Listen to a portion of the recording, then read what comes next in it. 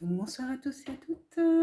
Ce mois-ci, exceptionnellement, je serai amenée à faire plusieurs vidéos sur le dispositif du mois. Et aujourd'hui, j'avais envie de vous évoquer un dispositif, le dispositif FIDAS.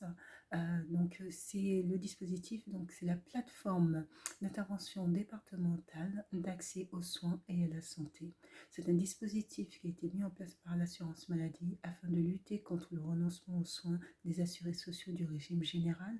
C'est un dispositif qui concerne l'assuré social même, mais également les ayants droit. Donc, qu'est-ce que le renoncement? Le renoncement ne signifie pas que l'assuré social renonce dans la totalité à ses soins. Le renoncement signifie que soit l'assuré social a des difficultés à accéder à un poste de soins, soit qu'il a des difficultés à se maintenir ou à poursuivre ses soins.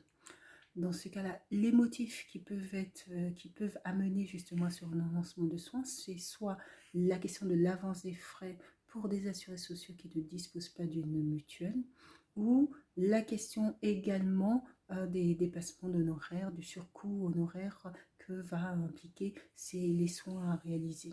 Et enfin, il y a également des délais de rendez-vous beaucoup trop longs et donc qui peut amener également à des renoncements aux soins. Il faut savoir que le premier poste de soins que les assurés sociaux, sur lequel les assurés sociaux délaissent, c'est le poste de soins dentaires, suivi après du poste de soins ophtalmologie.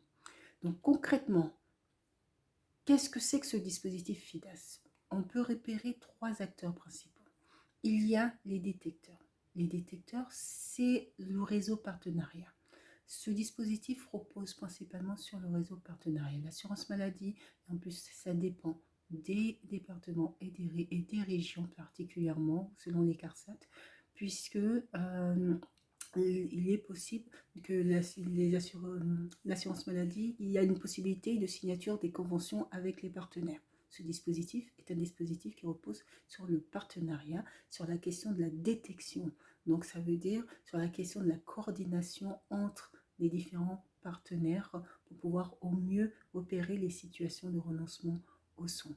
Il y a le conseiller FIDAS. Donc le conseiller FIDAS, c'est non seulement celui qui va recevoir le signalement qui va lui parvenir, mais c'est celui aussi qui va le traiter, qui va prendre contact avec l'assuré social, qui va après mettre en place l'accompagnement, qui va mettre en lien avec les dispositifs en cours pour aider l'assuré social à pouvoir poursuivre ses soins si, par exemple, c'est des difficultés liées notamment pour accéder à une mutuelle, il y a des dispositifs d'aide mis en place. Donc, le conseiller FIDAS aura ce rôle-là d'accompagnement sur le projet, sur mise en œuvre d'accès aux soins auprès de l'assuré social. Donc, concrètement, trois acteurs, j'ai dit le détecteur, le conseiller FIDAS et puis l'assuré social même.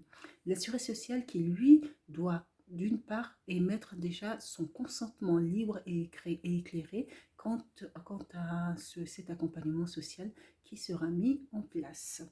Donc voilà, je pense avoir fait le tour sur ce dispositif, donc véritablement qui repose sur la dynamique partenariat, sur la détection, les échanges avec la coordination, avec les équipes de l'assurance maladie FIDAS. Il faut savoir que sur Amélie, vous avez la possibilité d'avoir les adresses mail en plus de la structure, puisque les signalements peuvent être envoyés directement aux structures, aux services FIDAS en concernés. Donc, sur ce, je vous souhaite de passer une bonne soirée. Au revoir.